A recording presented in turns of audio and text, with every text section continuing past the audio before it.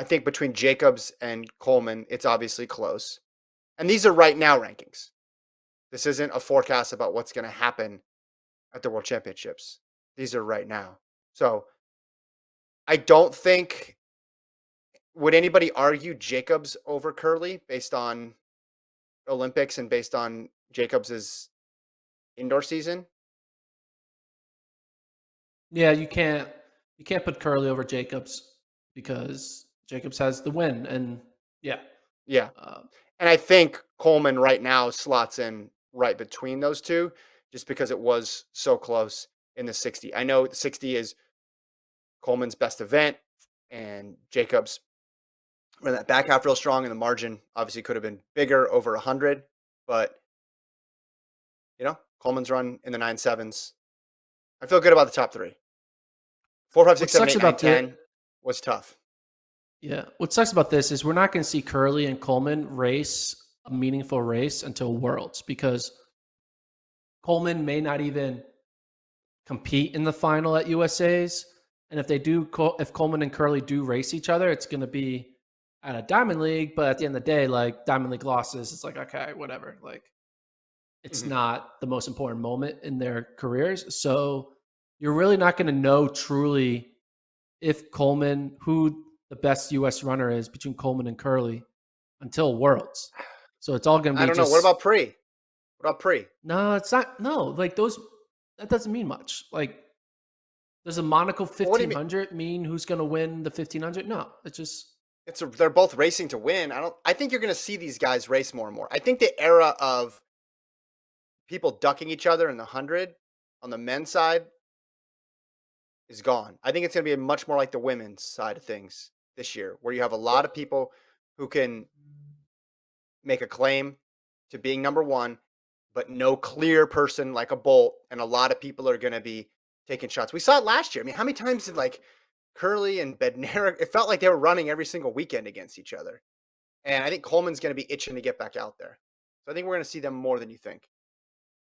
yeah, I hope so. But I think at the end of the day, the problem with our sport is any win and any loss in these regular season meets can always be scratched off as like, it doesn't matter, right?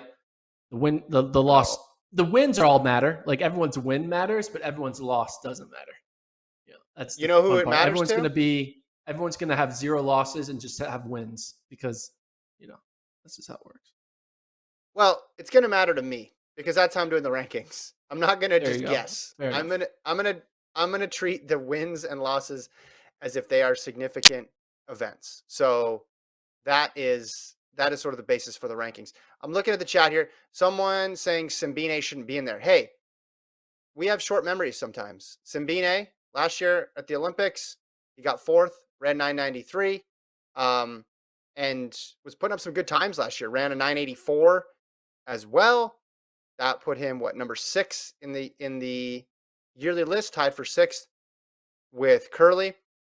But there's a bunch of other people here who you could factor in, like Omanyala of Kenya. I mean, he ran that really fast 100 at the latter part of the season. Zarnell Hughes, remember, looked really good, and then he ended up false starting at the Olympics. Like, if he gets a medal, that's totally changed everything. Sue of China could be in there. Isaiah Young. Here's the other thing I took away from this. Look how many Americans are in that top 10, right? You got 6 in there. Now, Coleman has a bye, so you can send 4.